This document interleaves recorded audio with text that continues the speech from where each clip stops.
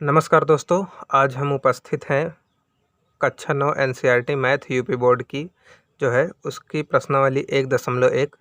पिछले वीडियो में हमने इस अभ्यास से रिलेटेड सारी इम्पॉर्टेंट जानकारियां आपको दे दी थी। अगर आपको वह वीडियो देखना है तो ऊपर आई बटन में उसका लिंक दिख रहा होगा, आप आई बटन पर क्लिक करके उस वीडियो को देख सकते हैं। तो आइए आज इस प्रश्न को हम हल करते हैं। तो इस प्रश्न में आपके सामने दिया गया है, क्या शून्य एक परिमेय संख्या है? क्या इसे p बाई क्यू के रूप में लिख सकते हैं, जहां p और q पूर्णांक हैं और q 0 नहीं है। तो हमने पिछली क्लास में ये आपको बता दिया था कि परिमेय संख्याएं होती क्या हैं। परिमेय संख्याएं जो p बाई क्यू के रूप में लिखी जा सकें और जिनका हर शून्य ना हो, यानी कि अंश और हर के रूप में वो लिखी जा सकें और उनका हर शून्य ना हो, तो इस हिसाब से परिमेय संख्याएं होती हैं। अब हम बात करते हैं शून्य की। तो सबसे पहले परिमेय संख्याएं होने की 3 कंडीशन होती हैं। परिमेय संख्या, तो परिमेय संख्या होने के लिए 3 कंडीशन। पहली कंडीशन, परिमेय संख्या को अंश बटे हर में लिखा जाना चाहिए। 4 कंडीशन होती हैं। अंश बटे हर में हम इसको लिखते हैं। दूसरी कंडीशन, अंश जो है हमारा वो एक पूर्णांक हो। तीसरी कंडीशन आती है कि हर भी एक पूर्णांक हो, और इसी के साथ चौथी कंडीशन आती है कि हर शून्य ना हो, यानी कि हर जो है वो शून्य नहीं होना चाहिए। तो क्या हम बात करते हैं अब शून्य पर। क्या शून्य एक परिमेय संख्या है? तो अगर ये इन चारों कंडीशन को फुलफिल करता है तो ये एक परिमेय संख्या है, और अगर ये एक भी कंडीशन मिसमैच कर जाता है तो ये एक अपरिमेय संख्या हो जाएगी, मतलब परिमेय नहीं है। तो शून्य पे बात करते हैं। शून्य को सर्वप्रथम क्या हम अंश बटे हर के रूप में लिख सकते हैं? तो हम इसको 0/1 लिख सकते हैं, अर्थात किसी भी संख्या के हर में यदि कुछ न लिखा हो तो हम उसे खुद से वहाँ पर 1 लिख सकते हैं। तो पहली कंडीशन तो सही है कि हम इसे 0/1 के रूप में लिख सकते हैं और इसका मान 0 ही आता है, और 0 ठीक है, अपरिभाषित नहीं है। तो यहाँ पे पहला कंडीशन सही निकला कि हम इसे अंश बटे हर के रूप में लिख सकते हैं। दूसरी कंडीशन पर आते हैं। जो हमारे पास अंश है वो एक पूर्णांक होना चाहिए। इसमें अंश में 0 है, यही इसका अंश है, और हर में 1 दिया हुआ है, ये हर है। तो अंश में 1 दिया हुआ है, हर में 0। तो पिछली क्लास में हमने बताया था कि पूर्णांक क्या होता है। तो पूर्णांक की कैटेगरी में 0 आ रहा था, तो यहाँ से दूसरी कंडीशन भी फुलफिल हो जाती है कि 0 यानी कि अंश एक पूर्णांक संख्या है। अब बात करते हैं तीसरी संख्या पे जब हम, तो तीसरी संख्या हर, मतलब कंडीशन तीसरी, हर भी एक पूर्णांक होना चाहिए। तो हम पूर्णांक की कैटेगरी यहीं पे साइड में लिख देते हैं। ये 0 से शुरू होते 1 2 3 ऐसे होते होते ये इनफाइनाइट तक जाती है। तो दूसरी कंडीशन में भी हर भी एक पूर्णांक है, हर एक है और इस पूर्णांक की कैटेगरी में आ रहा है, यानी कि दूसरी कंडीशन भी हमारी सही निकली। अब आते हैं तीसरी कंडीशन पे। तीसरी कंडीशन कहती है कि हमारा हर शून्य नहीं होना चाहिए। तो हर देखते हैं हम 1 है, और 1 कभी भी 0 के बराबर नहीं होता। तो यहाँ से हमारी चौथी कंडीशन भी सही हो जाती है। तो इस आधार पर हम इस प्रश्न का जवाब लिख सकते हैं, हाँ शून्य एक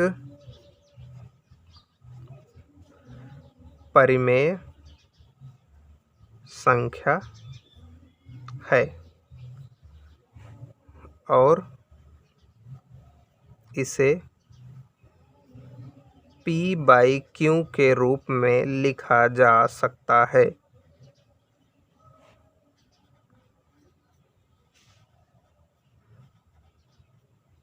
लिखा जा सकता है। आप देख रहे हैं यहाँ पे हमने इसे p बाई क्यू के रूप में ही लिख दिया है, जहाँ पे p बराबर 0 दिया हुआ है और q बराबर 1 दिया हुआ है। तो इस तरह से हमारी सारी कंडीशन मैच हो जाती हैं। उम्मीद करते हैं आपको ये सवाल अच्छे से समझ में आ गई होगी। यदि इस सवाल के बारे में कोई आपका डाउट बच रहा हो तो आप उसे कमेंट बॉक्स में लिख दीजिए, हम नेक्स्ट वीडियो में पहले उसे कवर कर लेंगे, या तो अगर जवाब देने लायक होगा तो हम आपको कमेंट बॉक्स में ही उसका उत्तर देंगे। तो आइए नेक्स्ट क्वेश्चन की ओर चलते हैं। तो दोस्तों सेकंड क्वेश्चन आप लोगों की स्क्रीन पे दिख रहा होगा। 3 और 4 के बीच 6 परिमेय संख्याएं हमें ज्ञात करनी है। तो इसके लिए 2 तरीके हमारी एनसीईआरटी बुक में दिए हुए हैं, तो हम आपको उन दोनों तरीकों को बता दे रहे हैं। आपको जो अच्छा लगे आप उन तरीके को फॉलो कर सकते हैं। तो आइए हम इन दोनों के दोनों तरीकों पे चर्चा करते हैं। तो यहाँ से हम एक बीच में लाइन खींच देते हैं। इधर हम तरीके 1 पे बात करेंगे, इस तरफ हम दूसरे तरीके पे बात करेंगे। तो मेथड 1 क्या कहता है, अगर हमें जैसे 3 और 4 के बीच में 6 परिमेय संख्याएं ज्ञात करनी है, तो सबसे पहले हम बता दें आपको कि कोई भी 3 और 4 खुद में एक परिमेय संख्या है। आपको इतना तो पता ही चल गया होगा पिछली क्लास से। अब एक बात और, किन्हीं भी 2 परिमेय संख्याओं के बीच, किन्हीं 2 परिमेय संख्याओं के बीच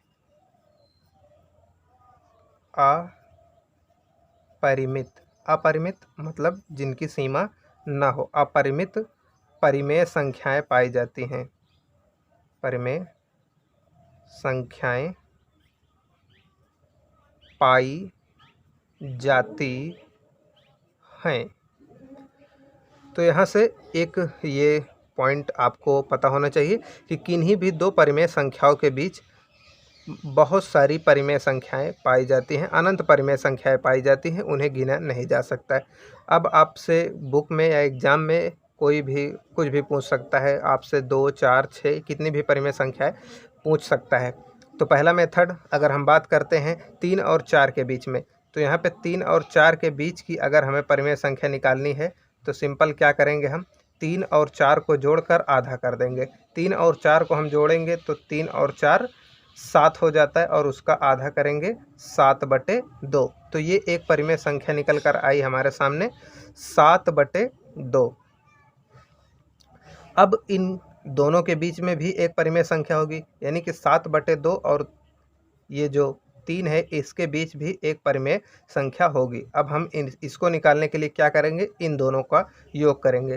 तो 3 और 7/2 का योग करेंगे तो 2 एलसीएम हो जाएगा, यहाँ पे मल्टीप्लाई होगा, 3 दूनी 6, 6 और 7 को जोड़ते हैं हम तो 7 6 13/2 ये है, और 1/2 वाला करेंगे तो 4।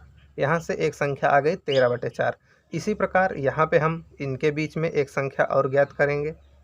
तो इन दोनों के बीच में जो परिमेय संख्या होगी उसे ज्ञात करने के लिए पहले हमें इन दोनों को जोड़ना होगा। तो इन दोनों का योग आएगा एलसीएम लेने पे 8 7 15/2 और उसमें आधा करेंगे तो 15/4 आ जाएगा। इसी प्रकार हम यहाँ पे एक परिमेय संख्या और ज्ञात कर सकते हैं इन दोनों के बीच, यहाँ पे एक परिमेय संख्या ज्ञात कर सकते हैं हम इन दोनों के बीच, और इसी प्रकार यहाँ पे हम इन दोनों के बीच एक परिमेय संख्या और ज्ञात कर सकते हैं, इन दोनों के बीच एक परिमेय संख्या और ज्ञात कर सकते हैं। अब ये सवाल पर निर्भर करता है कि वो कितनी परिमेय संख्याएं पूछ रहा है। हमने यहाँ पर 2 और 3 के बीच 3 परिमेय संख्याएं निकालकर आपको दिखा दी है। इसी प्रकार आप इन दोनों के बीच निकालेंगे तो वो संख्या भी इनके बीच तो होगी ही। 3 और 13/4 के बीच में तो ये संख्या होगी ही होगी, ये 3 और 4 के बीच में भी होगी। बीच का मतलब बिल्कुल मध्य नहीं, बीच का मतलब कि इनके बीच में आनी चाहिए। तो यहाँ से ये पहला मेथड हो जाता है। अब हम दूसरे मेथड पे बात कर लेते हैं। तो दूसरा मेथड पहले मेथड की अपेक्षा मुझे आसान लगता है, हमें नहीं पता कि आपको कैसा लगता है। तो इसमें क्या होता है, सिंपली अगर 3 और 4 के बीच हमें परिमेय संख्याएं ज्ञात करने के लिए कहा गया है तो हम क्या करते हैं, इन दोनों का अगर कितनी संख्याएं ज्ञात करने के लिए दी गई हैं तो हमें 6 परिमेय संख्याएं ज्ञात करनी है। तो हम क्या करते हैं, 6 में 1 जोड़ देते हैं, 6 में 1 जोड़ने पे हमें 7 प्राप्त होता है। तो हम पहली संख्या में 7 से गुणा और 7 से भाग लगा देते हैं, दूसरी संख्या में भी हम 7 से गुणा और 7 से भाग लगा देते हैं। तो यहाँ से प्राप्त होता है क्या, 21/7, और दूसरी यहाँ से हमें प्राप्त होता है 28/7। अब इनके बीच में हमें परिमेय संख्याएं ज्ञात करना है 6, और 6 परिमेय संख्याएं आ भी जाएंगी, तो हमें 6 ज्ञात करना है, तो ये सिंपली हो जाएंगी। इनके बीच जब कहा जाए तो वो संख्याएं काउंट नहीं की जाती। इनके बीच यानी कि इनको छोड़कर इनके बीच की 6 परिमेय संख्याएं हमें बतानी हैं। तो पहली हो जाएगी 22/7, दूसरी हो जाएगी 23/7, 24/7, 25/7, 26/7 और 27/7। इनको काउंट करते हैं 1 2 3 4 5 6। हमारे पास ये जो 6 संख्याएं हैं, ये 6 की 6 परिमेय हैं। तो उम्मीद करते हैं आपको इन दोनों मेथड में कोई एक मेथड अच्छे से समझ में आ गया होगा। तो आपकी मर्जी है, आप जिस मेथड को अपनाना चाहें उसे आप अपना सकते हैं। तो चलिए तीसरे सवाल की ओर हम आगे बढ़ते हैं। तो तीसरा क्वेश्चन आप लोगों की स्क्रीन पे दिख रहा होगा। 3/5 और 4/5 के बीच 5 परिमेय संख्याएं हमें ज्ञात करनी है। तो हम इस पे अब केवल सेकंड मेथड अपना रहे हैं। फर्स्ट मेथड आपको समझ में आ गया होगा। सेकंड मेथड थोड़ा आसान है, इसलिए हम सेकंड मेथड पर ही बात करते हैं। तो सेकंड मेथड क्या कहता था, जितनी संख्याएं हमें ज्ञात करनी हो, यहाँ पे 5 संख्याएं हमें ज्ञात करनी है, उसमें हम 1 जोड़ लेते हैं, यहाँ से हमें 6 प्राप्त हो जाता है। तो हम इन दोनों में 3/5 में ऊपर नीचे हम 6 से मतलब गुणा और 6 से भाग लगा देते हैं, और इस 4/5 में भी हम 6 से गुणा और 6 से भाग कर देते हैं। तो यहाँ पे 6 छंग 36 आ जाता है, 3 छंग 18 आ जाता है, और नीचे 6 5 30 आ जाता है। यहाँ पे 4 छंग 24 आ जाता है, और यहाँ पे 5 छंग 30 आ जाता है। अब इनके बीच की हमें अपरिमेय मतलब परिमेय संख्या ज्ञात करनी है, इसलिए 19/30, 20/30, अंश में हम 1 जोड़ते जाएंगे। 21/30, 22/30 और एक 23/30। काउंट कीजिए 1 2 3 4 5। ये पांचों परिमेय संख्याएं 5 हैं। ये 5 परिमेय संख्याएं हैं जो 3/5 और 4/5 के बीच में हैं। तो यहीं से ये सवाल समाप्त होता है। अब आइए हम चौथे प्रश्न की ओर आगे बढ़ते हैं। तो प्रश्न संख्या 4 हमारे सामने लिखी हुई है। इसमें हमें इन कथनों को सत्य एवं असत्य बताना है। तो अब हम पहले बात कर लेते हैं प्रथम कथन पर कि प्रत्येक प्राकृतिक संख्या एक पूर्ण वर्ग होती है। अब ये संख्याएं कैसे वर्गीकृत की गई हैं, संख्याओं का समूह कैसे बांटा गया है, इनके बारे में हमने इसके पहले वीडियो में डिटेल में चर्चा की है। तो आप इन सबको अच्छे से समझने के लिए उस वीडियो को एक बार अवश्य देख लीजिए। लिंक हमने डिस्क्रिप्शन में पिन कर दिया है, आप वहां पे जाइए, टच कीजिए और उस वीडियो को पूरा देखिए, तभी आपको अच्छे से समझ आएगा। फिर भी हम यहाँ पे थोड़ा सा एक आपको हिंट दे देते हैं। जो प्राकृतिक संख्याएं होती हैं n से डिनोट की जाती हैं। ये होती हैं 1 से शुरू होती हैं, 2 3 ऐसे होते होते इनफाइनाइट तक जाती हैं। वहीं पे एक पूर्ण संख्या जो होती है वो होल नंबर होती है, वो 0 से शुरू होती है, 1 2 3 ऐसे होते हुए इनफाइनाइट तक जाती है। और परिमेय संख्या बाकी पूर्णांक जो होती है वो z से डिनोट की जाती है, वो माइनस मतलब कि 0 इधर है तो -1 ऐसे ऐसे होते हुए माइनस इनफाइनाइट से ऐसे इधर +1 +2 होते हुए प्लस इनफाइनाइट तक जाती है। तो इतनी सी जानकारी थी। तो यहाँ पे कह रहा है प्रत्येक प्राकृतिक संख्या एक पूर्ण संख्या है। तो हम देखते हैं प्रत्येक प्राकृतिक संख्या एक पूर्ण संख्या है। तो प्राकृतिक संख्या में 1 आ रहा है, पूर्ण संख्या में ये पूरे के पूरे आ रहे हैं, 0 एक एक्स्ट्रा है। तो यहाँ से हमारा जो पहला कथन है वो कह रहा है कि प्राकृतिक संख्याएं पूर्ण संख्याएं हैं। तो हाँ हैं, हालांकि ये पूर्ण संख्याएं जो हैं वो प्राकृतिक संख्याएं नहीं हैं, किंतु सभी प्राकृतिक संख्याएं पूर्ण संख्याएं हैं। तो पहला कथन सत्य है। सत्य है। प्रत्येक प्राकृतिक संख्या एक पूर्ण संख्या है। आप देख सकते हैं प्राकृतिक संख्या इतनी है और वो पूर्ण संख्या की कैटेगरी में भी पूरी की पूरी रखी हुई हैं। अब दूसरे पे बात करते हैं, प्रत्येक पूर्णांक क्या एक पूर्ण संख्या है। अब पूर्णांक क्या होता है, पूर्णांक में -1 भी आता है, -2 भी आता है, -3 भी आता है, ऐसे ऐसे माइनस इन्फाइनाइट तक जाती है ये सीरीज, इन्फाइनाइट तक। और इस तरफ +1 +2 +3 ऐसे होते हुए ये सीरीज प्लस इन्फाइनाइट तक जाती है। तो अब क्या प्रत्येक होल नंबर, क्या प्रत्येक पूर्णांक, तो ये सारे के सारे पूर्णांक हैं, क्या ये पूरे के पूरे पूर्ण संख्याओं की कैटेगरी में आ रहे हैं। तो आप देख सकते हैं -1 नहीं आ रहा, -2 नहीं आ रहा, इस तरफ यानी कि माइनस की जितनी भी चीज़ें हैं वो इसमें नहीं आ रही हैं। तो यहाँ से हमारा ये कथन असत्य हो जाता है। तो दूसरा कथन हमारा असत्य हो गया कि प्रत्येक पूर्ण संख्या एक पूर्ण, प्रत्येक पूर्णांक एक पूर्ण संख्या नहीं है। अब आइए तीसरे कथन पे हम चर्चा करते हैं। प्रत्येक परिमेय संख्या एक पूर्ण संख्या है।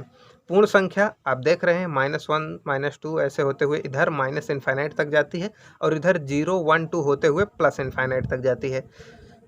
अब 1/2 ये एक परिमेय संख्या है और अगर हम इस पे चर्चा करें तो इसका मान 0.5 होता है और ये एक पूर्ण संख्या की कैटेगरी में नहीं आता है। तो इस आधार पे हम तीसरे कथन को भी कह सकते हैं कि ये असत्य है। अगर इनका हमें कारण लिखना हो तो पहले का कारण लिखेंगे हम 0 एक पूर्ण संख्या है किंतु प्राकृतिक नहीं। अब यहाँ पे प्रत्येक पूर्णांक एक पूर्ण संख्या है, तो इसका अगर हम लिखेंगे तो ऋणात्मक पूर्णांक जो हैं, ऋणात्मक पूर्णांक जिनके आगे माइनस लगा है, ऋणात्मक पूर्णांक पूर्ण संख्या नहीं होते हैं। तो इस आधार पे हमारा दूसरा कथन असत्य हो जाता है। अब तीसरा कथन हमारा असत्य क्यों हुआ, इसे हम लिखने चाहें तो यहाँ पे लिख सकते हैं कि 1/2 एक परिमेय संख्या है किंतु पूर्ण संख्या